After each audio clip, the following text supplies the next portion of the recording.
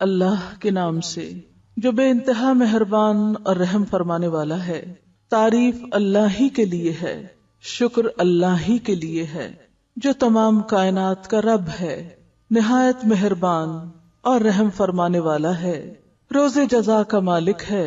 ہم تیری ہی عبادت کرتے ہیں اور تجھی سے مدد مانگتے ہیں، ہمیں سیدھا راستہ دکھا، ان لوگوں کا راستہ جن پر تو نے انعام فرمایا، جن پر تیرا غضب نہیں ہوا اور جو بھٹکے ہوئے نہیں ہیں۔ مالک یوم الدین، روز جزا کا مالک ہے، اس روز ساری بادشاہت اس کے ہاتھ میں ہوگی۔ الملک یومئذ للہ، پورے انصاف کے ساتھ خود سب کا فیصلہ کرے گا۔ جس کو یہ یقین ہو کہ میرا حساب ہوگا، مجھے جواب دینا ہوگا، تو اس کا رویہ بالکل اس طالب علم کی طرح ہوتا ہے جسے یقین ہوتا ہے کل میرا پیپر ہے تو وہ آج وقت ضائع نہیں کر سکتا۔ امتحان سے ایک دن پہلے کوئی بھی وقت ضائع نہیں کرتا اور کوئی بھی کھیل تفریح میں وقت نہیں گزارتا۔ ہماری زندگی بھی تو صرف آج ہے نا، کل تو قیامت ہے، کل تو آخرت ہے، کیونکہ قیامت کے دن پوری زندگی کو ہم کس طرح انٹرپریٹ کریں گے، کس طرح لیں گے۔ لم یلبثوا الا عشیۃ او ضحاھا، قیامت کے دن انسان کہے گا کہ میں دنیا میں صبح کا پہر یا شام کا پہر ایک دن کا بس گزار کے آیا ہوں، مجھے تو کچھ ملا ہی نہیں جینے کو۔ تو ہمارے پاس یہ ایک ہی دن ہے اور ہر دن ہمارا ایسے ہی گزرنا چاہیے کہ یہ ایک دن ہے میرے پاس۔ اور امتحان میں جس کا ایک دن باقی ہو وہ پھر اپنا وقت ضائع نہیں کر سکتا، افورڈ ہی نہیں کر سکتا۔ لیکن مشکل یہ ہے کہ ہمارے سامنے قیامت کا سارا نقشہ ہے ہی نہیں، وہ آئے گی کہاں سے، کب ابتدا ہوگی، اس کی تفصیلات کیا ہے، پہلے کیا ہوگا، پھر اس کے بعد، پھر اس کے بعد۔ تو اس لیے مناسب معلوم ہوتا ہے کہ ہم اس تذکرے کو دہرا لیں کہ آغاز قیامت سے لے کر انجام تک پہنچنے میں ہمیں کن کن مرحلوں سے گزرنا ہے، کیا کیا ہمیں دیکھنا ہوگا۔ تو اس کے لیے میں نے اس کتاب کا انتخاب کیا ہے، اقبال کیلانی کی کتاب ہے قیامت کا بیان۔ اس کے شروع میں انہوں نے ان سارے باتوں کو ایک ترتیب کے ساتھ لکھ دیا ہے۔ اگر یہ ترتیب ہمیں یاد رہے اور اس کو ہم دہراتے رہیں بالکل ایسے ہی جیسے امتحان کا پرچہ سمجھ کر، تو بہت سی چیزیں ہمارے اندر خود بخود درست ہونے لگی۔ ہم قرآن پاک بھی پڑھ جاتے ہیں، مختلف مقامات پر مختلف حصوں کو پڑھتے ہیں، پھر ان کو جوڑ نہیں پاتے، ان میں ربط قائم نہیں کر پاتے، یہ نہیں پتا چلتا پہلے کیا ہے بعد میں کیا ہے۔ تو اس وقت میں پڑھتی ہوں، آپ غور سے سنیے اور آپ سٹیپس بنا سکتے ہیں یا پھر آپ ایک نقشہ بنا سکتے ہیں کہ پہلے آپ یہاں کھڑے ہیں، پھر آپ یہاں جا رہے ہیں، پھر آگے، اور پھر اس کے بعد اینڈ تک پہنچنا ہے، کہاں کہاں سے گزرنا ہے، وہ سفر کیسا سفر ہے۔ دنیا میں جب آپ کہیں سفر کرنے کو جاتے ہیں تو آپ نقشہ دیکھتے ہیں، اچھا پہلے ہم چلیں گے تو یہ شہر آئے گا، پھر یہ شہر آئے گا، پھر اس کے بعد وہ شہر آئے گا، اور پھر جب بالکل فلاں شہر آئے گا تو ہم منزل کے قریب ہوں گے۔ لیکن قیامت کے بارے میں ایسا کوئی نقشہ واضح نہیں ہے ہمارے ذہن میں، ہم آنکھیں بند کر کے اس سفر کو اختیار کرنے والے۔ تو سفر شروع کرنے سے پہلے ذرا دیکھ لیجئے، جان لیجئے کہ رستہ کہاں کہاں سے ہو کر گزرتا ہے۔ وہاں جانے سے پہلے اس کے حالات جاننا، وہ علم جو فریضہ ہے نا ہم پر جاننا، یہ اس میں سے ہے، کیونکہ اس سے ہمارا واسطہ پیش آنے والا ہے۔ تو آئیے توجہ سے سنیے، اور چونکہ میں صرف ایک بیان دوں گی، اس کی تفصیل اور اس کے جو دلائل ہیں اور اس کے جو ریفرنسز ہیں یہ پھر پوری کتاب میں پھیلے ہوئے ہیں، اس کو آپ پھر بعد میں خود بھی ملاحظہ کر سکتے ہیں۔ قیامت کی ابتدا نفخ صور سے ہوگی، یعنی سب سے پہلے صور پھونکا جائے گا، جس کے بارے میں رسول اکرم صلی اللہ علیہ وسلم کا ارشاد مبارک ہے، جناب اسرافیل علیہ السلام سور منہ میں لیے اپنی پیشانی جھکائے، کان اللہ کے حکم پر لگائے ہوئے ہیں، جیسے ہی اللہ تعالی حکم دیں گے وہ سور پھونکنا شروع کر دیں گے اور قیامت کا آغاز ہو جائے گا۔ کیسے بیٹھے ہیں؟ کان لگائے، سر جھکائے۔ تو اسرافیل علیہ السلام ہر وقت الرٹ بیٹھے ہیں، اشارہ ہو تو میں فوراً کام شروع کر دوں، ذرے برابر بھی وقت نہیں لگائیں گے حکم کی تعمیل میں۔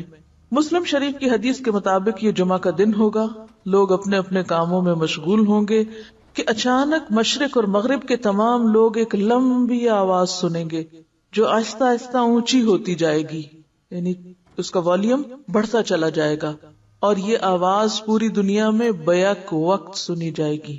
پہلے زمانے میں تو شاید لوگوں کو یہ بات سمجھ نہ آتی، لیکن آج کے دور میں تو کمیونیکیشن اتنی ترقی کر چکی ہے کہ ایک شخص دنیا کے کسی ایک حصے میں بولتا ہے اور سیٹلائٹ کے ذریعے پورے گلوب پر اس کی آواز سنی جا سکتی۔ بہرحال قیامت بھی اچانک آئے گی، آواز اس طرح اٹھے گی کہ مشرق اور مغرب میں بیک وقت سنی جائے گی اور آہستہ سے تیز ہوتی جائے گی. ایسی آواز پہلے کبھی کسی نے سنی ہی نہ ہوگی. اس آواز کی ہولناکی اور سختی کی وجہ سے لوگوں میں اضطراب اور بے چینی پھیلنی شروع ہو جائے گی. جب سور کی آواز بجلی کی کڑک کی طرح شدت اختیار کر جائے گی تب لوگ مرنا شروع ہو جائیں گے، کیونکہ انسان ایک خاص لیول سے اونچی آواز سن ہی نہیں سکتے، موت واقع ہو جاتی انسان کی. جو آدمی جہاں ہوگا وہیں گر پڑے گا، جہاں ہوگا وہیں گر پڑے گا. جیسے جیسے سورہ اسرافیل بلند ہوتی چلی جائے گی ویسے ویسے نظام کائنات درہم برہم ہونا شروع ہو جائے گا. صرف زمین نہیں، باقی ستاروں، سیاروں، گیلیکسیز، سٹارز، ان سب تک یہ آواز جائے گی اور سب کا نظام درہم برہم ہوگا. زمین آندھی میں ہچکولے کھانے والی قندیل کی طرح زلزلوں کی زد میں آ جائے گی. جیسے چراغ جلتا ہے نا تو اس کا جو شعلہ ہوتا ہے، ہوا چلے تو شعلے کو کیا ہوتا ہے، خوب ہلتا ہے. تو زمین بھی اس طرح ہچکولے کھائے گی، پوری زمین.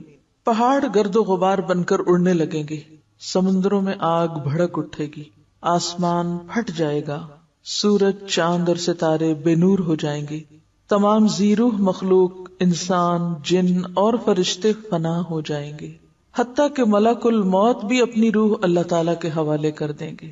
ہر جاندار اور غیر جاندار چیز فنا ہو جائے گی. صرف ایک اللہ وحدہ لا شریک کی ذات ذوالجلال والاکرام باقی رہ جائے گی. اور اللہ سبحانہ وتعالیٰ کا یہ ارشاد مبارک پورا ہو جائے گا، کل من علیہا فان ویبقى وجہ ربک ذو الجلال والاکرام. ہر چیز جو اس زمین پر ہے فنا ہونے والی ہے اور صرف تیرے رب ذوالجلال والاکرام کی ذات ہی باقی رہنے والی ہے.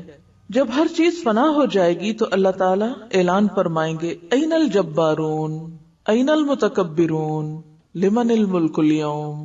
دنیا میں جبار بننے والے کہاں ہیں؟ دنیا میں بڑے بننے والے کہاں ہیں؟ آج کے روز بادشاہت کس کی ہے؟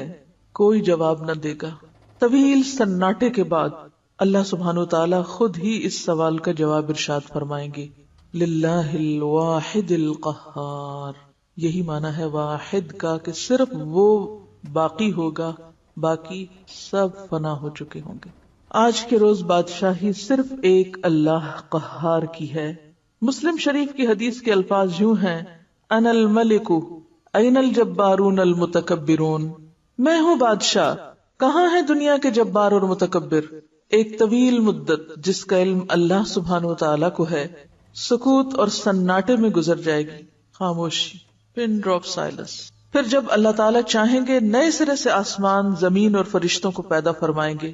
نئی زمین میں عمارتوں، درختوں، پہاڑوں اور سمندروں کا نام نشان تک نہیں ہوگا، بلکہ وہ سفید، ہموار اور چٹیل میدان ہوگی جو اپنے رب کے نور سے خوب روشن ہو جائے گی، بالکل سفید شیٹ کی طرح، اسٹریٹ، ہموار اور چمکدار.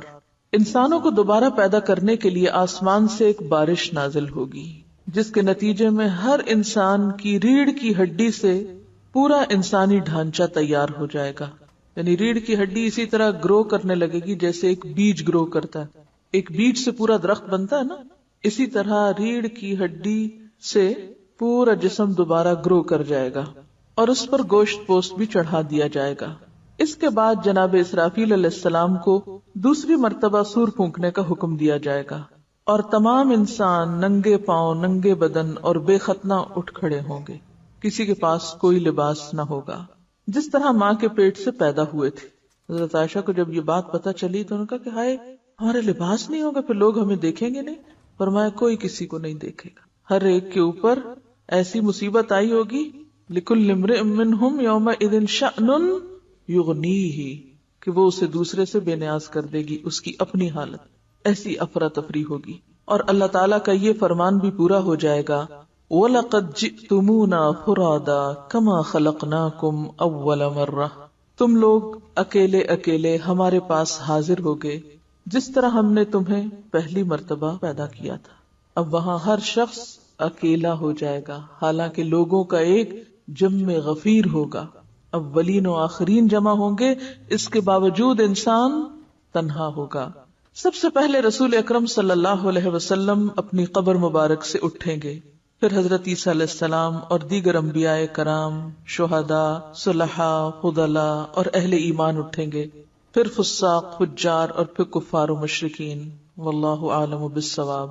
قبروں سے کافر، مشرک، فاسق اور فاجر لوگ اپنے اپنے اعمال کے مطابق اٹھیں گے، یعنی جب لوگ اٹھ رہے ہوں گے بغیر لباس کے تو ان کا حال کیا ہوگا؟ ہر شخص اپنے اعمال کے رنگ میں رنگا ہوا ہوگا۔ کوئی اندھا جو دنیا میں اندھا بن کے رہا، بغیر سوچے سمجھے زندگی بسر کی، کوئی بہرا جس نے حق سنا ہی نہیں یہاں، کوئی لنگڑا، کوئی چیونٹی کی شکل میں جو متکبر ہوں گے، کوئی سر کے بال اٹھے گا، یعنی سر نیچے ٹانگے اوپر۔ کافر اس غیر متوقع زندگی کے مناظر دیکھ کر شدید خوف اور دہشت کی کیفیت میں مبتلا ہوں گے کہ یہ کیا؟ آپ ذرا سوچئے کہ اگر یکایک ایسا سین آپ کو نظر آئے تو حال کیا ہوگا؟ یہ کیا ہو رہا ہے؟ آنکھیں پتھرائی ہوئی ہوں گی، دل کانپ رہے ہوں گے، کلیجے منہ کو آئے ہوں گے، کوئی غم گسار اور مددگار نہ ہوگا، نہ ہی کوئی کسی دوسرے کی طرف دیکھنے یا دھیان دینے والا ہوگا۔ اہل ایمان بھی اپنے اپنے ایمان اور اعمال کے مطابق قبروں سے اٹھیں گے۔ شہید اپنی شہادت کے تازہ بہتے ہوئے خون کے ساتھ اٹھے گا۔ حالت احرام میں فوت ہونے والا حاجی تلبیہ پکارتے ہوئے اٹھے گا، لبیک اللہم لبیک کہتے ہوئے اٹھے گا۔ اہل ایمان کے لیے دوبارہ زندگی خلاف توقع نہیں ہوگی، ان کو پتا ہوگا کہ یہ ہمیں بتایا جا چکا ہے، ایسا تو ہونا ہی تھا، لہٰذا ان پر خوف اور دہشت کی وہ کیفیت طاری نہیں ہوگی جو کفار اور مشرکین پر ہوگی، کیونکہ ان کے لیے سب کچھ ان ایکسپیکٹڈ ہوگا، انہوں نے کبھی زندگی میں سوچا ہی نہیں، انہیں پتہ ہی نہیں تھا کہ یہ بھی ہونا ہے۔ تو قصوروار کون ہے؟ جن کے پاس یہ ساری معلومات ہیں اور وہ ان تک نہیں پہنچاتے۔ قبروں سے اٹھتے ہی ہر انسان پر 2 فرشتے مقرر کر دیے جائیں گے۔ اب آپ سوچئے کہ اٹھا ہوا شخص نمبر 1 اپنے عمل کے مطابق ہے، نمبر 2 بے لباس ہے، نمبر 3 دل کی کیفیت بھی عمل کے مطابق ہے، اور پھر ابھی اٹھ کے کھڑا نہیں ہوا کہ 2 فرشتوں نے آ پکڑا جو اسے میدان حشر میں پہنچا دیں گے۔ یاد رہے ملک شام کا علاقہ میدان حشر ہوگا، لوگوں کو اپنی اپنی قبروں سے اٹھ کے وہیں پہنچنا ہوگا، کوئی کہیں بھی مرا ہوگا دفن ہوگا، وہاں سے سب چل کے وہاں پہنچیں گے۔ کفار میں سے جو لوگ اپنی قبروں سے اندھے اٹھیں گے وہ ٹھوکریں کھاتے گرتے پڑتے وہاں پہنچیں گے۔ جو لوگ چیونٹیوں کے جسم میں اٹھیں گے وہ لوگوں کے پاؤں تلے روندے اور کچلے جا رہے ہوں گے۔ جو سر کے بل اٹھیں گے وہ انتہائی ذلت اور رسوائی کے ساتھ یہ سفر طے کریں گے۔ بعض کافروں کو آگ ہانک کر میدان حشر میں لے جائے گی۔ کافر جہاں کہیں تھک کر رکیں گے آگ بھی رک جائے گی، جہاں چلیں گے آگ بھی ان کے ساتھ چلنا شروع کر دے گی۔ اب آپ خود سوچیں کہ آپ چل رہے ہوں اور پیچھے سے ایسی کوئی بلا آ رہی ہو تو کیسے رک سکتے ہیں؟ اہل ایمان بھی اپنے اپنے عقائد اور اعمال کے مطابق حشر میں پہنچیں گے۔ بعض لوگ پیدل پہنچیں گے، چل چل کے پیدل پہنچیں گے، بعض لوگ اونٹوں پہ سوار ہوں گے، کسی اونٹ پر 1، کسی پہ 2، کسی پہ 4، حتیٰ کہ 10 آدمی بھی ایک اونٹ پہ سوار ہوں گے۔ ساری مخلوق چپ چاپ دم سادے ایک ہی ڈائریکشن پہ جا رہی ہوگی، کسی کو اونچی سانس لینے کی مجال نہ ہوگی کہ وہ ہا کر کے اپنے اندر کا غبار ہی نکال سکے، نہیں اتنا خوف ہوگا۔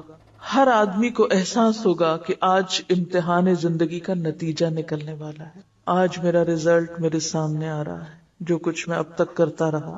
جب ساری مخلوق میدان حشر میں پہنچ جائے گی تو اعلان کیا جائے گا وَامْتَازُوا الْيَوْمَ أَيُّهَا الْمُجْرِمُونَ، مجرموں آج کے روز تم نیک لوگوں سے الگ ہو جاؤ، الگ الگ ہو جاؤ۔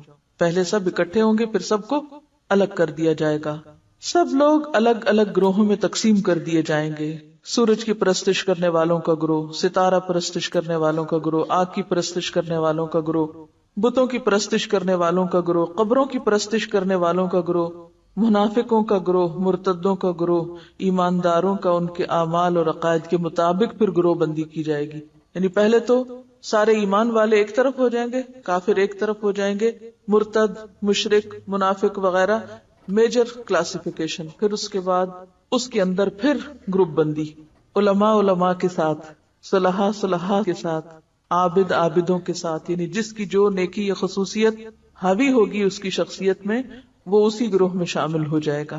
عابد عابدوں کے ساتھ، متقی متقیوں کے ساتھ، خاشعین خاشعین کے ساتھ، شہداء شہداء کے ساتھ، مجاہد مجاہدین کے ساتھ، حفاظ حفاظ کے ساتھ، قراء قراء کے ساتھ، سخی سخیوں کے ساتھ، عادل عادلوں کے ساتھ، رحم دلوں کے ساتھ۔ اب آپ بھی سوچ لیجئے کہ کس کے ساتھ اٹھنا پسند کریں گے۔ اسی طرح فساق اور فجار کے گروہ بھی الگ الگ کر دیے جائیں گے۔ کیونکہ حدیث میں آتا ہے نا المرء مع من احب، جس چیز کی محبت دل میں غالب ہوگی انسان کو پھر اس کے مطابق اسی چیز میں شامل کر دی، کیونکہ یہ ہو نہیں سکتا کہ آپ محبت ایک چیز سے کریں اور کام کوئی اور کریں۔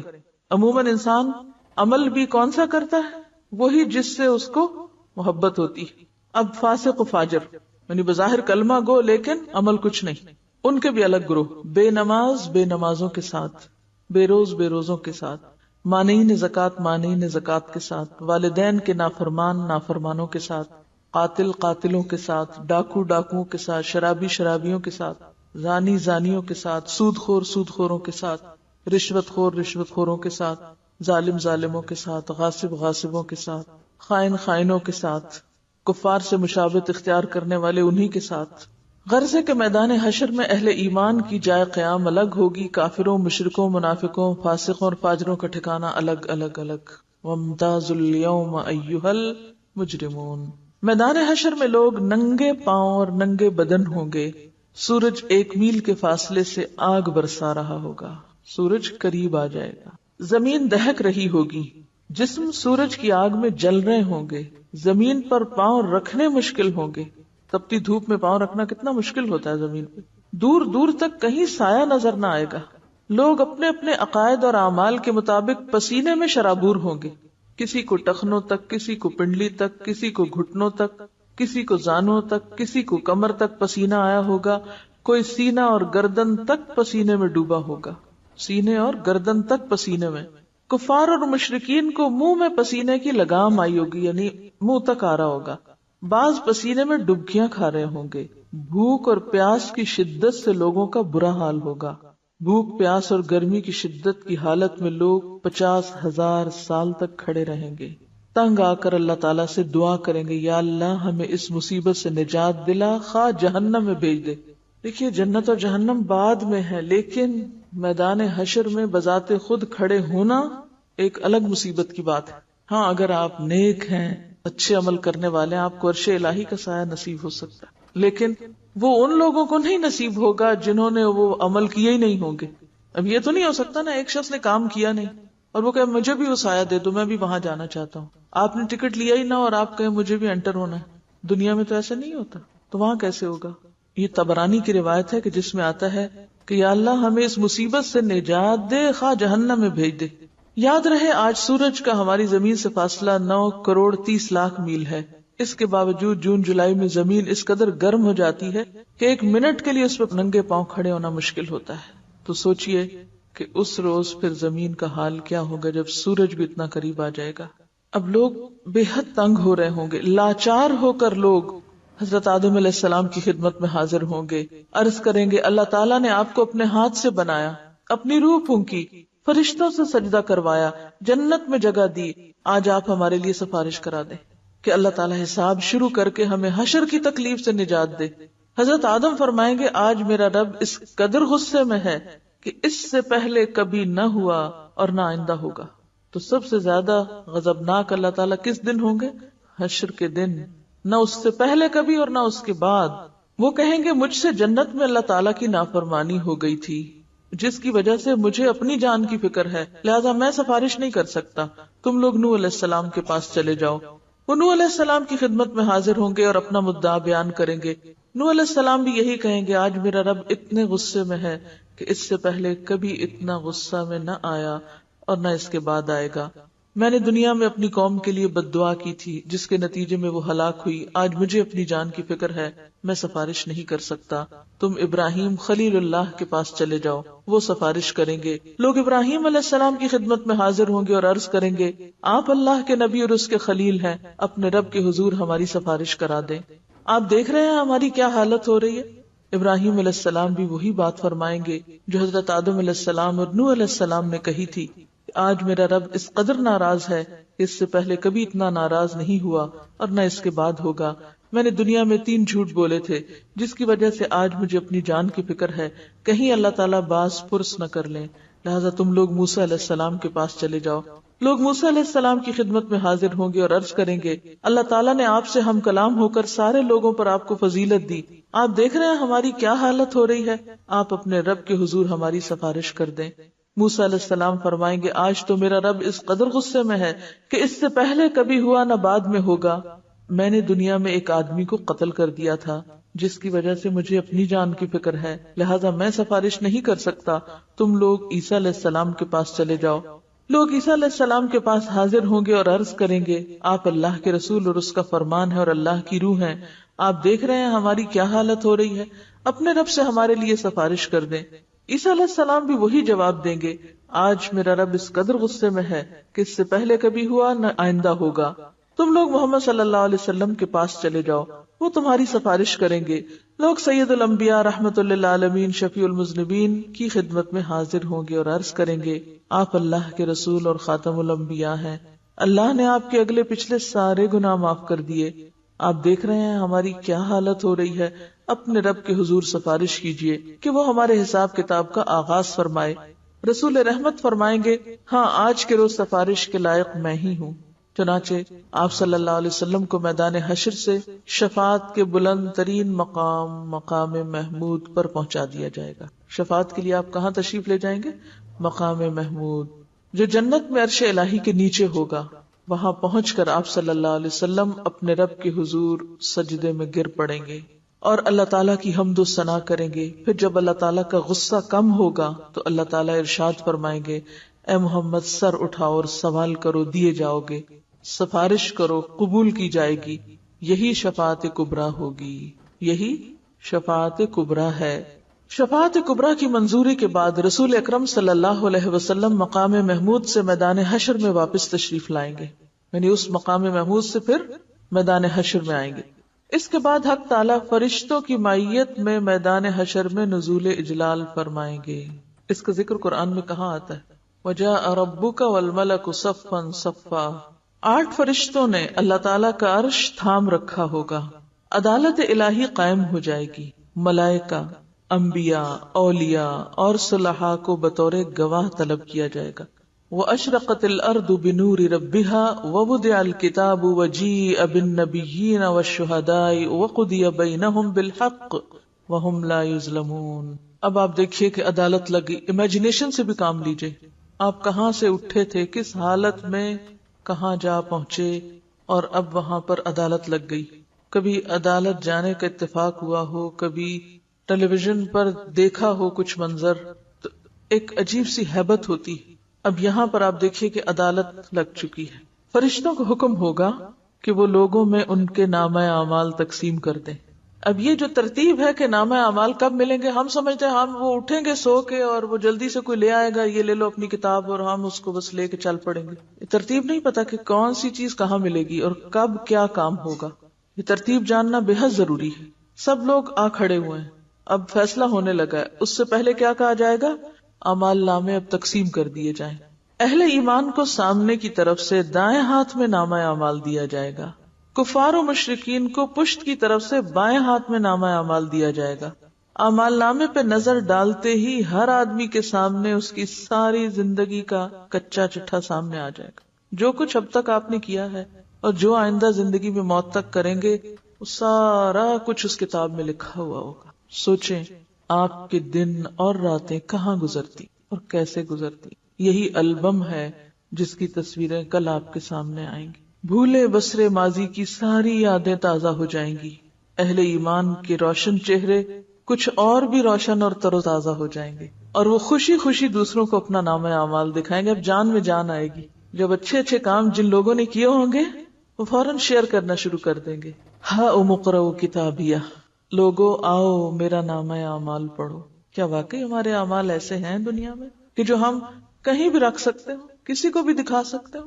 اگر آج دنیا میں ہم ایسے کام کرتے ہیں نا جو ہم کسی کے سامنے نہیں کر سکتے، یہ کسی کو دکھا نہیں سکتے، تو یاد رکھیے قیامت کو بھی نہیں دکھا سکیں گے. اپنے آپ سے سوال کیجیے کیا میرے عمل ایسے ہیں کہ میں دوسروں کو دکھا سکوں؟ وہ کتنے کام ہیں کہ جن کو کرتے ہوئے مجھے یہ ڈر لگتا ہے ہائے کسی نے دیکھ لیا تو پھر کیا ہوگا، کسی کو پتا چل گیا تو کتنی بےزتی ہوگی. ڈرتے بھی ہیں تو صرف دنیا کے لیے اور صرف دنیا کی حد تک، کبھی نہیں سوچتے کہ وہاں کیا بنے گا. کفار و مشرکین کے چہروں کی سیاہی میں کچھ اور اضافہ ہو جائے گا. اور چہروں کی سیاہی کے بارے میں پیچھے آیت پڑھ چکے نا آپ.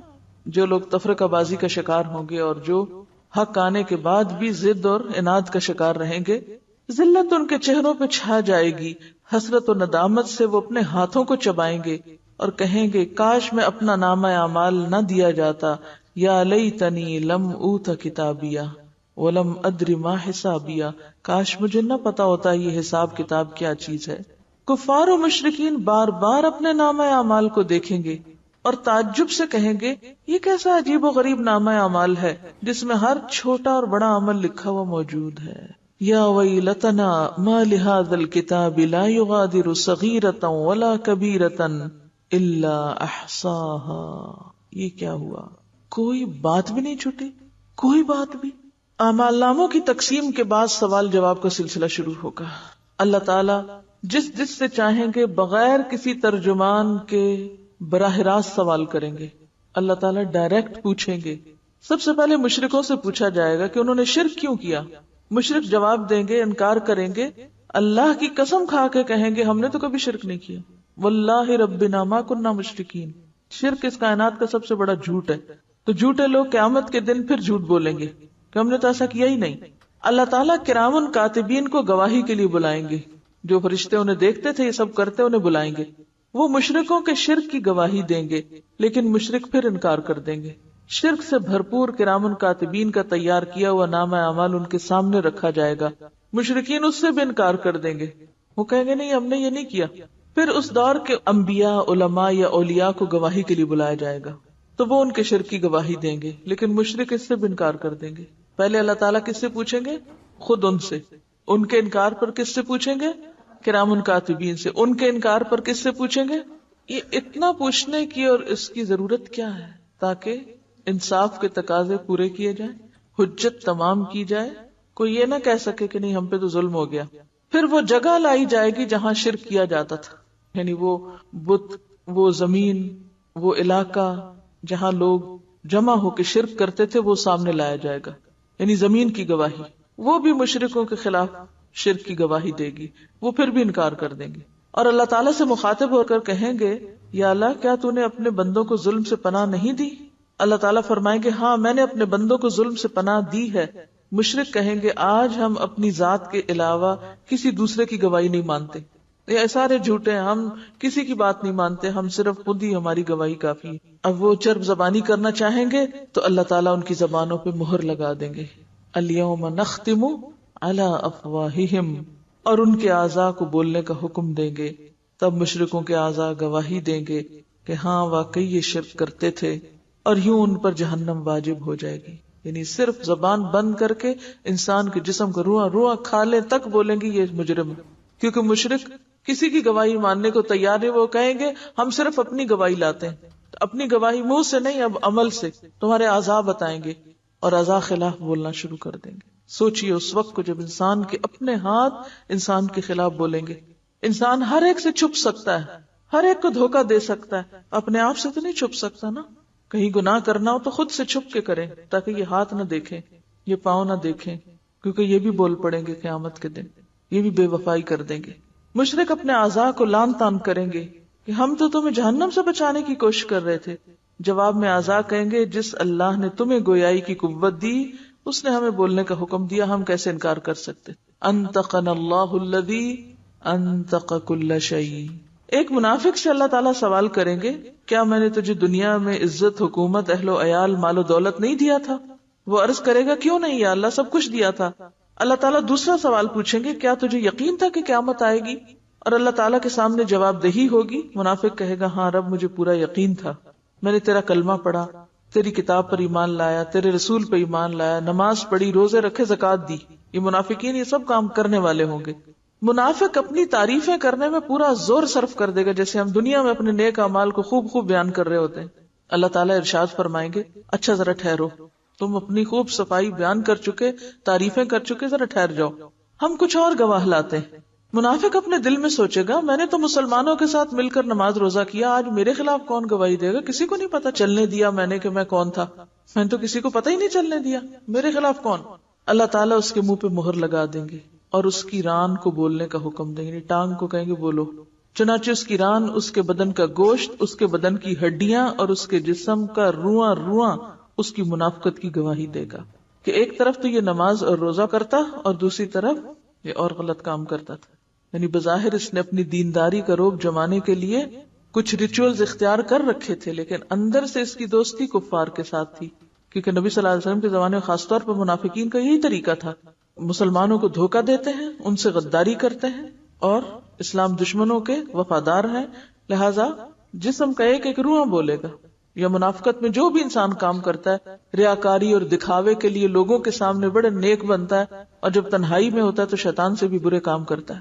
یہ بھی منافقت ہے نا، کہ سامنے کچھ پیچھے کچھ، لوگوں کے سامنے ان کی تعریف اور پیچھے بیٹھ کے ان کی جڑیں کاٹنا، سامنے خوشامد اور پیچھے مذاق اڑانا، یہ سب منافقت. ایسے تمام منافقانہ طرز عمل، قول و فعل کا تضاد، ایک ایک چیز کھل جائے گی. اہل ایمان سے سوال و جواب کا انداز مختلف ہوگا. ایک مومن آدمی کو اللہ تعالیٰ اپنے قریب بلا کر اس پر اپنا دامن رحمت ڈال دیں گے اور سوال کریں گے تو نے فلاں گناہ کیا تھا. یعنی ایک شخص ہے، ایمان والا ہے، لیکن انسان ہونے کے ناطے کیا ہوتا ہے، اسے غلطیاں ہوتی ہیں نا. ایک شخص ٹوٹ کے اللہ کو چاہتا ہے، قربانی کرتا ہے، مال کی، وقت کی، جان کی، ہر چیز کی، اس کے باوجود بھی غلطی ہوتی ہے نا. ہوتی کہ نہیں ہوتی؟ ہوتی. اب ایسے وفادار لوگ جو دل کے بھی سچے تھے، عمل کے بھی کھرے تھے، لیکن انسان تھے، ان سے جو غلطیاں ہوئیں اب ان کا حساب ہو رہا ہے. اللہ تعالیٰ قریب کریں گے، رحمت کا پردہ ڈالیں گے، پوچھیں گے یہ گناہ کیا تھا؟ کہے گا یا اللہ کیا تھا. سچ بولے گا نا. آج آپ دیکھیں ہم میں سچ بولنے کی کتنی جرت ہے، اپنی غلطی کا اعتراف کرنے کی ہے. یہ وہ اہل ایمان ہوں گے جو دنیا میں بھی اپنی غلطی مان جاتے ہیں. ہاں میری غلطی ہے، وہ وہاں بھی مان جائیں گے ہم نے غلطی کی. لیکن منافق تو نہیں مانیں گے. جو آج نہیں مانتا اپنی غلطی، وہ کل کیسے مانے گا؟ سوچئے ذرا. کیونکہ وہ جو کل ہے نا، وہ آج کا دوسرا رخ ہے. جو رویے آج اس دنیا میں آپ کے ہوں گے، کل قیامت کے دن بھی وہی رویے ہوں گے. جھوٹے وہاں بھی جھوٹ بولیں گے، دھوکہ باز وہاں بھی دھوکہ دیں گے، اور سچے لوگ وہاں بھی سچ بولیں گے، چاہے انہیں اپنی غلطی کا اعتراف ہی کیوں نہ کرنا پڑے. وہ کہیں گے اللہ کی تھی غلطی، یہ تو ہے میری غلطی، مانیں گے. ہمیں سوچنا چاہیے ہم اپنی کتنی غلطیاں مانتے ہیں، اور یہی اعتراف تو اللہ کو پسند ہے. لہٰذا ان کی غلطیوں کے باوجود بھی پھر ان سے معاملہ مختلف ہوگا. اللہ تعالیٰ سوال کریں گے تو نے فلاں گناہ کیا تھا، تو نے فلاں گناہ کیا تھا. مومن عرض کرے گا یا اللہ کیا تھا، کیا تھا. کبھی دنیا میں بھی بیٹھ کے تنہائی میں اللہ تعالیٰ سے بات کیا کریں، اور منہ سے بول کے کہا کریں اللہ تعالیٰ میں نے یہ بھی گناہ کیا ہے، اللہ تعالیٰ میرا یہ بھی قصور ہے، اللہ تعالیٰ میں اس گناہ کا بھی اعتراف کرتی ہوں، یہ میری زیادتی ہے، تو مجھے معاف کر دے. لیکن ہم توبہ استغفار بھی بے سوچے سمجھے بس کر کے اٹھ جاتے ہیں. اب کر لی توبہ، مانگ لی معافی. کبھی منہ سے بولا کرے اللہ یہ میری غلطی ہے، اور کبھی کسی انسان کے سامنے بھی مان جایا کرے کہ ہاں یہ میری غلطی ہے. سب سے بڑی مشکل انسان کی کیا ہے کہ غلطی کر کے پھر یہ نہیں کہنے کی جرات رکھتا کہ میں غلط ہوں. اس لیے دنیا میں اصلاح نہیں ہوتی، توبہ کی توفیق نہیں ہوتی، اور قیامت کے دن پھر پکڑ ہو جائے گی. مومن عرض کرے گا یا اللہ ہاں کیا تھا. اللہ تعالیٰ اس کے ایک ایک گناہ کے بارے میں سوال کریں گے، اور وہ اقرار کرتا چلا جائے گا، اور سوچے گا اب تو ضرور ہلاک ہوا، اب تو شامت آئی، اب تو نہیں میری چھوٹ ہوگی، میں تو اتنا گناہ گار ہوں. آخر میں اللہ تعالیٰ ارشاد فرمائیں گے میں نے تیرے گناہوں پہ دنیا میں بھی پردہ ڈالا تھا، آج بھی ڈال رہا ہوں، اور اسے جنت میں بھیج دیا جائے گا. یہ مخلص لوگوں کا حال ہوگا، سچے لوگوں کا. افراد کے علاوہ انبیاء اور رسل کی تکذیب کرنے والی اقوام سے بھی سوال کیا جائے گا. یعنی انڈیویجولی بھی سوال ہوگا اور کلیکٹیولی بھی. قوم نوح سے سوال ہوگا تم نے پیغمبر کی تکذیب کیوں کی، کیوں پیغمبر کو جھٹلایا؟ وہ حضرت نوح علیہ السلام اور ان کی دعوت کا انکار کریں گے، کہیں گے نہیں ہمیں تو کسی نے کچھ نہیں بتایا. اللہ تعالیٰ نوح علیہ السلام سے فرمائیں گے نوح اپنے حق میں کوئی گواہ لاؤ. حضرت نوح علیہ السلام عرض کریں گے میری گواہ امت محمدیہ ہے. سورۃ الحج کے آخر میں آتا ہے لِيَكُونَ الرَّسُولُ شَهِيدًا عَلَيْكُمْ وَتَكُونُوا شُهَدَاءَ عَلَى النَّاسِ. رسول نے آپ کو پہنچا دیا اور آپ کو آگے پہنچانا ہے، اور قیامت کے دن بھی آپ کی گواہی لی جائے گی. چنانچہ امت محمدیہ کے علماء، اولیاء، صلحاء حاضر کیے جائیں گے اور وہ گواہی دیں گے ہاں نوح علیہ السلام پیغمبر بنا کے بھیجے گئے اور انہوں نے 950 سال تک حق کے رسالت ادا کیا. قوم نوح کہے گی تم تو ہمارے زمانے میں موجود ہی نہیں تھے. یعنی آپ سے کیا کہے گی قوم نوح، تم تو ہمارے وقت میں تھے ہی نہیں، تم تو بعد میں آئے، تم یہ گواہی کیسے دے رہے ہو؟ اس پر رسول اکرم صلی اللہ علیہ وسلم کو لایا جائے گا اور وہ اپنی امت کی صداقت کی گواہی دیں گے کہ میری امت نے قرآن مجید کی روح سے بالکل سچی گواہی دی. مجھے اور آپ کو کہاں سے پتا چلا کہ نوح علیہ السلام نے اپنی قوم کو پیغام پہنچایا تھا؟ قرآن سے نا. اور اگر قرآن پڑھا ہی نہ ہو تو کیا گواہی دیں گے، جس کو پتہ ہی نہ ہو کہ ایسا بھی ہو چکا۔ رسول اکرم صلی اللہ علیہ وسلم کی اس گواہی کے بعد قوم نوح لاجواب ہو جائے گی اور مجرم قرار پا کر جہنم میں ڈال دی جائے گی۔ ایسا ہی معاملہ قوم ہود، قوم صالح، قوم شعیب، قوم لوط اور دوسرے انبیاء کی اقوام کے ساتھ ہوگا۔ وَتَرَى كُلُّ أُمَّةٍ جَاثِيَةً، پھر اکٹھے کے اکٹھے پھینکے جائیں گے۔ جرم ثابت ہونے کے بعد کافر بارگاہ الہی میں درخواست کریں گے، اے ہمارے رب، ہم نے سب کچھ دیکھ اور سن لیا، بس ایک دفعہ ہمیں دنیا میں واپس بھیج دے، ہم ضرور نیک عمل کریں گے۔ اب ہمیں بالکل یقین آ گیا کہ یہ دن سچا ہے، اب ایک چانس ہمیں اور دے دیا جائے۔ ارشاد ہوگا، یہ ممکن نہیں، اب تو تمہیں اپنے کرتوتوں کا ہمیشہ ہمیشہ کے لیے مزہ چکھنا ہوگا۔ دنیا میں ایک طالب علم فیل بھی ہو جائے تو اسے دوبارہ چانس مل جاتا ہے اور واپسی کا کوئی چانس نہیں۔ ارشاد ہوگا، یہ ممکن نہیں۔ کفار دوسری درخواست کریں گے، یا اللہ، ہماری گمراہی کے ذمہ دار ہمارے پیشوا اور لیڈر ہیں، انہیں ہماری نسبت سے دگنا عذاب دیا جائے کیونکہ انہوں نے ہمیں بھٹکایا۔ آج بھی آپ دیکھیں نا کہ لیڈرز جو غلط سلط سیدھا الٹا بتاتے ہیں، لوگ بغیر سوچے سمجھے، بغیر کسی دلیل کے، آنکھیں بند کر کے اندھے بہرے لوگوں کی طرح ان کے پیچھے چلتے ہیں۔ بڑے بڑے لوگ جو دنیاوی اعتبار سے انتہائی عقل مند، لیکن جب دین کا معاملہ آتا ہے تو کسی سے کوئی دلیل نہیں مانگتے، آنکھیں بند کر کے دوسروں کے پیچھے چلتے ہیں۔ ارشاد ہوگا، تمہارا یہ عذر بھی قابل سماعت نہیں۔ گمراہ ہونے والوں کو گمراہ ہونے کا عذاب دیا جائے گا اور گمراہ کرنے والوں کو گمراہ کرنے کا عذاب دیا جائے گا۔ اپنی اپنی جگہ تم دونوں ہی مجرم ہو، دونوں کو اپنے اپنے کیے کی سزا ملے گی۔ حشر میں اس قسم کے سوال و جواب کے علاوہ دیگر اعمال کا حساب کتاب بھی ہوگا۔ حقوق اللہ میں نماز کا حساب سب سے پہلے ہوگا۔ جو آدمی نماز کے حساب میں کامیاب رہا وہ انشاءاللہ باقی اعمال میں بھی کامیاب رہے گا، جو نماز کے حساب میں ناکام رہا باقی اعمال میں بھی ناکام رہے گا، کیونکہ ارشاد نبی کیا، نماز جنت کی کنجی ہے۔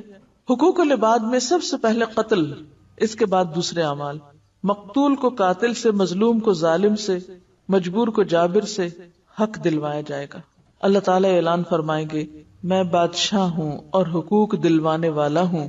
آج کوئی جہنمی اس وقت تک جہنم میں نہیں جا سکتا جب تک کسی جنتی کو اس کا حق نہ دلوا دوں، اور کوئی جنتی اس وقت تک جنت میں نہیں جا سکتا جب تک کسی جہنمی کو اس کا حق نہ دلوا دوں۔ کیا معنی ہے اس کا؟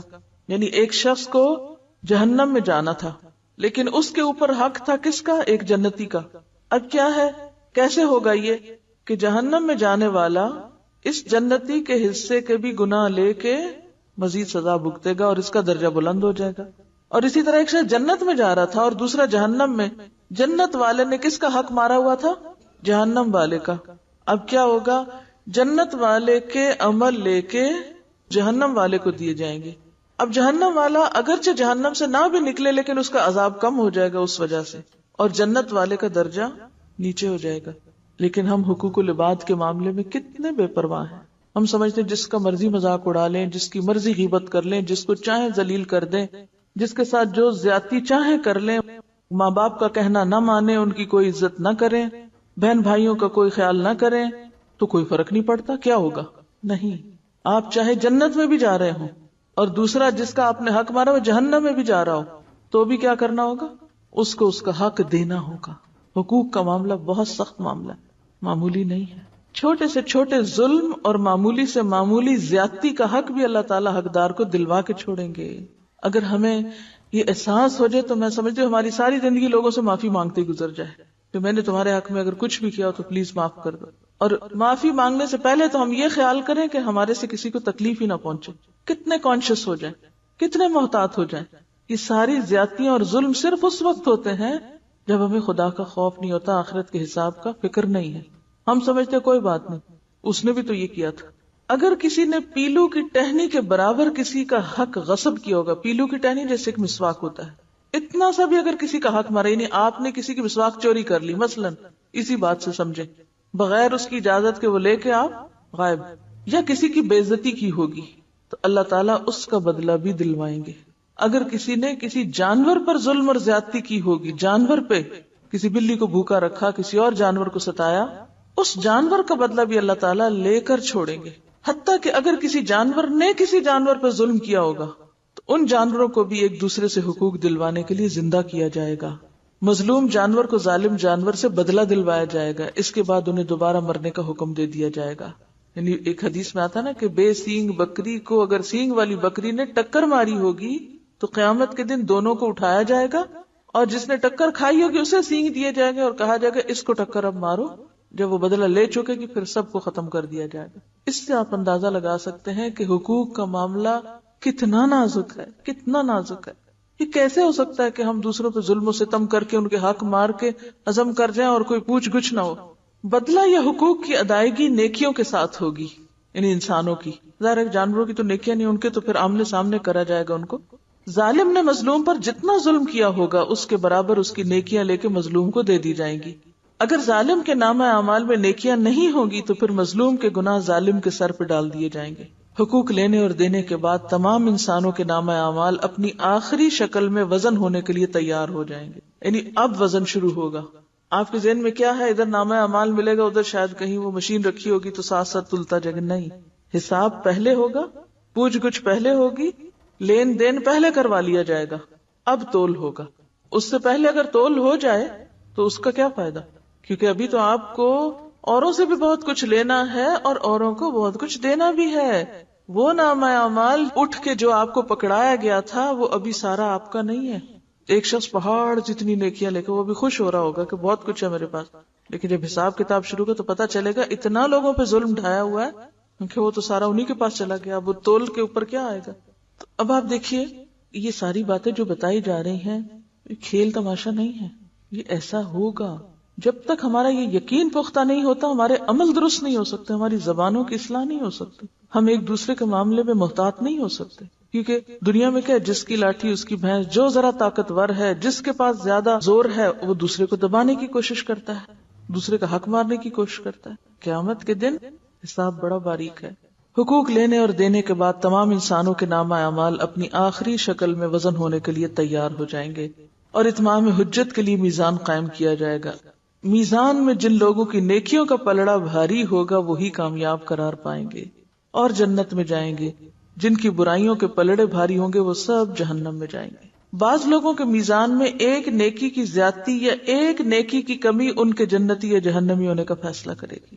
وہ ایک ظلم، ایک گالی جو کسی کو دی تھی، آج نیکیاں ہیں لیکن وہ اس کو مل گئی لہذا اپنی طرف کمی ہو گئی.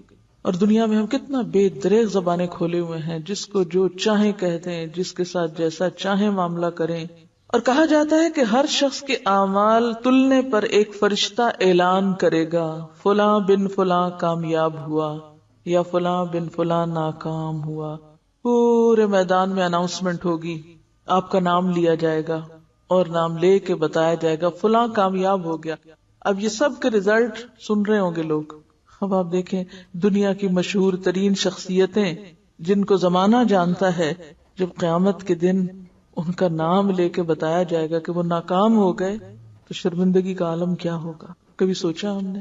دنیا میں چند لوگوں میں اگر کوئی ہمارا نام پکار کے ہمیں بتا دے نا کہ تمہارا فلاں نقصان ہو گیا تو ہم کہتے ہیں کیوں میری بےزتی کرائی، سب کے سامنے کیوں بتایا گیا. دنیا میں اگر کوئی نقصان ہو جائے، کمی ہو جائے تو لوگ عام طور پہ مینشن نہیں کرتے اس کو، کسی کو پتہ نہ چلے، اس سے بےزتی ہوتی. لیکن وہاں تو سب کے سامنے کھل جائے گا معاملہ.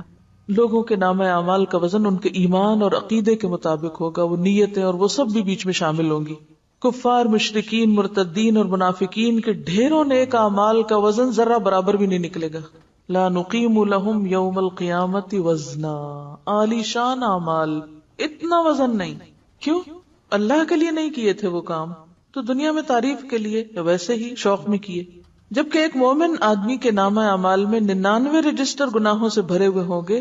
اللہ تعالیٰ کے سوال کے جواب میں وہ اپنے گناہوں کو اعتراف کرے گا. اللہ تعالیٰ فرمائیں گے کہ اس کے اعمال میزان میں تولے جائیں. نیکیوں کے پلڑے میں ایک چھوٹا سا کاغذ رکھ دیا جائے گا جس پر کلمہ توحید ہوگا. وہی کلمہ توحید اس کے گناہوں سے بھرے 99 رجسٹروں پہ بھاری ہو جائے گا اور وہ جنت میں چلا جائے گا. اب اس حدیث سے بعض لوگ کیا سمجھتے ہیں وہ جو کلمہ ہم نے پڑھ لیا ہے وہ کافی ہے اور وہ باقی حساب کتاب کے مرحلوں کو بھول جاتے ہیں. یہ اس لیے کہا گیا ہے کہ ایک شخص جس نے کلمہ پڑھا اور ساتھ ہی اس کی موت آ گئی، اب ساری زندگی مثلا 90 سال وہ جیا کفر کی حالت میں، مرنے سے پہلے کلمہ نصیب ہو گیا، اب وہ 99 رجسٹر تو اس کے بھرے میں کس سے؟ ایسے لوگ ہیں نا تاریخ میں، یا ایسے بہت سے لوگ ہوتے ہیں کہ ادھر لا الہ الا اللہ پڑھی اور ادھر دنیا سے چلے گئے. یعنی اس حدیث کا مطلب یہ نہیں ہے کہ انسان جان بوجھ کے غلط کام کرتا رہے اور کہ میں نے کلمہ پڑھ رکھا ہے، نہیں. یعنی ایک شخص جس نے سچے دل سے ابھی اسلام قبول کیا تھا، پچھلی ساری زندگی کفر شرک میں گزری، لیکن آئندہ ایک نیکی کرنے کا موقع نہیں ملا. وہ ایک صحابی کے بارے میں آتا نا، انہوں نے کلمہ پڑھا اور فوراً وہ شہید ہو گئے. اب قیامت کے دن کیا ہوگا؟ وہ ایک کلمہ کس پہ بھاری ہوگا؟ ساری زندگی پہ بھاری ہوگا. کیونکہ ہوتا یہ ہے کہ لا الہ الا اللہ کا سچے دل سے کہنا پچھلے سارے گناہوں کو واش آؤٹ کر دیتا ہے، صفائی کر دیتا ہے. میزان ان 3 جگہوں میں سے ایک ہے جن کے بارے میں اللہ کے رسول صلی اللہ علیہ وسلم نے فرمایا وہاں کوئی آدمی کسی کو یاد نہیں کرے گا. جب نیکیاں اور بدیاں تل رہی ہوں گی نا، کوئی کسی کو یاد نہیں کرے گا، نہ اس کی مدد کرے گا، نہ اس کے کام آئے گا. اگر کسی آدمی کی ایک نیکی میزان میں کم ہو گئی تو سارے حشر میں، یعنی میدان حشر میں، کوئی بھی اسے ایک نیکی دینے کے لیے تیار نہیں ہوگا. ایک نیکی کا سوال کوئی تیار نہیں. نہ باپ، نہ بیٹا، نہ بیٹی، نہ بیوی، نہ کوئی یار دوست، نہ پیر مرشد، سب ایک دوسرے سے دور بھاگیں گے. یوم یفر المرء من اخیہ. سب سے آخری اور مشکل ترین مرحلہ صراط کا ہوگا. سب سے آخری اور مشکل ترین مرحلہ صراط کا. ہر آدمی کو پل صراط سے گزر کر ہی جنت میں جانا ہوگا. پل صراط بال سے باریک تلوار کی دھار سے زیادہ تیز جگہ ہے جسے جہنم کے اوپر رکھا جائے گا. برج ہے جو جہنم کے 2 کناروں کے اوپر ہوگا اور لوگوں کو اس سے گزرنے کا حکم دیا جائے گا. اب اس کو پاس کرو. گزرنے سے پہلے پورے میدان حشر میں ہر طرف مکمل تاریکی اور اندھیرا چھا جائے گا. اب آپ دیکھیے لوگ اوپر آ رہے ہیں اور اتنے میں کیا؟ Total darkness. کبھی آپ کسی ایسے خطرناک جگہ پہ جا رہے ہیں اور اچانک اندھیرا ہو جائے، روح فنا ہو جاتی بندے کی. اب تو ہلاکت میں کوئی دیر ہے ہی نہیں. ہر آدمی کو اس کے عقیدے اور اعمال کے مطابق صراط سے گزرنے کے لیے نور دیا جائے گا. اب ہر ایک کا اپنا اپنا نور، اپنی اپنی روشنی. بالکل ایسے ہی نا جیسے لائٹ جاتی ہے تو ہر گھر میں اپنی روشنی جلائی جاتی ہے، تو اس میں فرق ہوتا ہے نا ہر روشنی میں ایک سے دوسرے میں. بالکل قیامت کے دن پل صراط پر بھی ہر بندے کی روشنی فرق ہوگی. اہل ایمان کو 2 نور کی مشعلیں دی جائیں گی، بعض کو 1 دی جائے گی. ایمان والوں میں سے بھی بعض کو 2 اور بعض کو 1 روشنی. بعض لوگوں کو ٹمٹماتے چراغ کی روشنی دی جائے گی، یعنی ہل رہا ہوگا اس کا شعلہ. حتیٰ کہ سب سے کم درجہ اس شخص کا ہوگا جس کے پاؤں کے انگوٹھے پہ روشنی ہوگی، یعنی بس وہ نیچے سے ہلکی ہلکی روشنی دیکھ کے چل رہا ہوگا. اہل ایمان پل صراط سے گزرتے ہوئے اللہ تعالیٰ سے دعا مانگیں گے، یعنی جو ہی لائٹ جائے گی وہ کیا مانگنے لگیں گے؟ ربنا اتمم لنا نورنا واغفر لنا انک علی کل شیء قدیر. اے ہمارے پروردگار، ہمارا نور آخر تک قائم رکھ، ہمیں بخش دے، بے شک تو ہر چیز پہ قادر ہے. بعض اہل ایمان بجلی کی تیزی کے ساتھ پل صراط عبور کر لیں گے، بس جو ہی قدم رکھا لمحوں میں دوسری طرف. بعض ہوا کی تیزی کے ساتھ جیسے اڑتے ہوئے جا رہے ہیں، بعض تیز رفتار گھوڑوں کی طرح، بعض اونٹوں کی رفتار سے، بعض دوڑتے ہوئے پیدل انسان کی طرح، بعض لوگ عام چال سے چلتے ہوئے، بعض سست رہوں گے، چلا ہی نہیں جائے گا، بعض گرتے پڑتے ٹھوکرے کھاتے زخمی ہو کر عبور کریں گے. پل صراط کے دونوں طرف خود کار کنڈے ہکس لگے ہوئے ہوں گے، آنکڑے جن کو کہا جاتا ہے، دونوں طرف ہکس ہوں گے جو اللہ تعالیٰ کے حکم کے مطابق بعض لوگوں کے چلنے میں صرف رکاوٹ ڈالیں گے. وہ جا رہے ہوں گے، آگے بیریئر آ جائے گا اور رکنا پڑے گا. بعض لوگوں کو پل کے اوپر ہی بار بار گراتے رہیں گے، یعنی نیچے تو نہیں جائیں گے، اوپر ہی گرتے رہیں گے. بعض لوگوں کو صرف زخمی کر دیں گے، یعنی چل رہے ہوں کہ آ کے یک لگے گا تو زخمی ہو جائے گا انسان. بعض کو کھینچ کے جہنم میں گرا دیں گے، جیسے وہ ایک ہوتا ہے نا کہ اٹھا کے نیچے. کچھ لوگ چند قدم ہی چلیں گے تو انہیں جہنم میں گرا دیا جائے گا، ابھی رکھیں گے پاؤں تو وہ نیچے. بعض لوگ کچھ فاصلہ طے کر لیں گے اور پھر نیچے. بعض لوگ آدھا فاصلہ طے کرنے کے بعد گرائے جائیں گے. بعض پل پار کرنے کے قریب ہوں گے تو گرا دیے جائیں گے. کئی لوگ ساری زندگی اچھے کام کرتے رہتے ہیں، آخر میں ایسے غلط کام کر جاتے ہیں. اب وہ سارا رستہ تو اچھا پار کر لیا، جب وہ بالکل مرنے کے کنارے تھے ایسا غلط کام کیا کہ وہ گئے.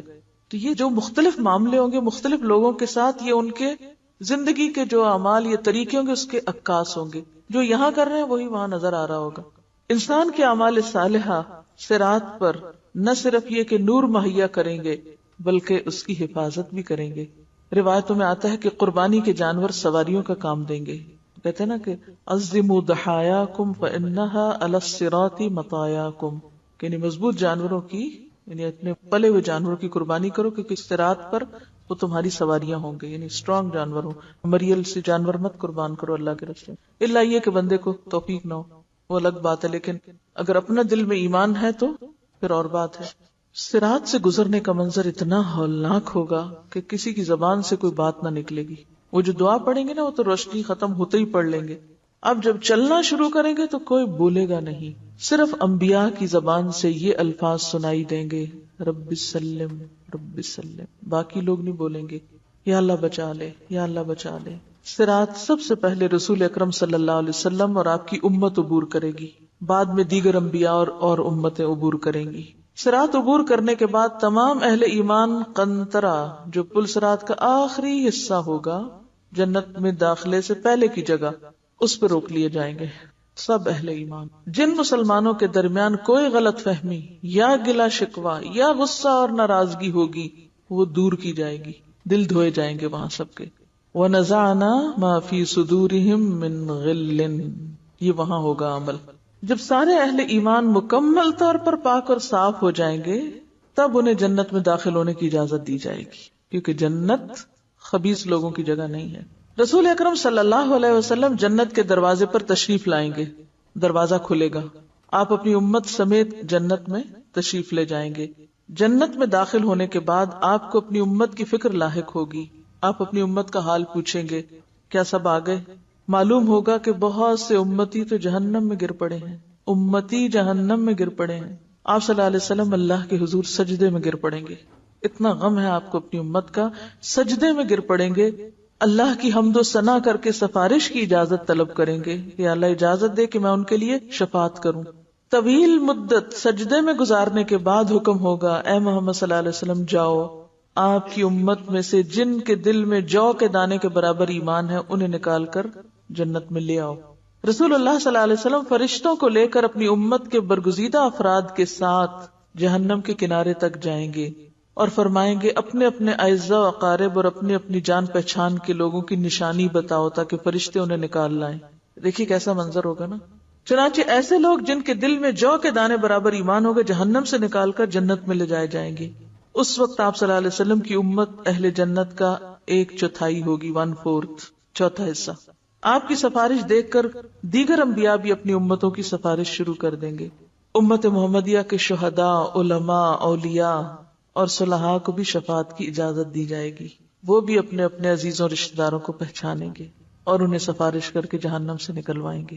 رسول اکرم صلی اللہ علیہ وسلم جنت میں واپس پہنچ کر پھر امت کے بارے میں سوال کریں گے، اب میری امت میں سے کتنے جہنم میں باقی ہیں؟ آپ کو بتایا جائے گا کہ ابھی تو 1000 کی تعداد میں ہیں. آپ پھر سفارش کے لیے سجدے میں گر پڑیں گے.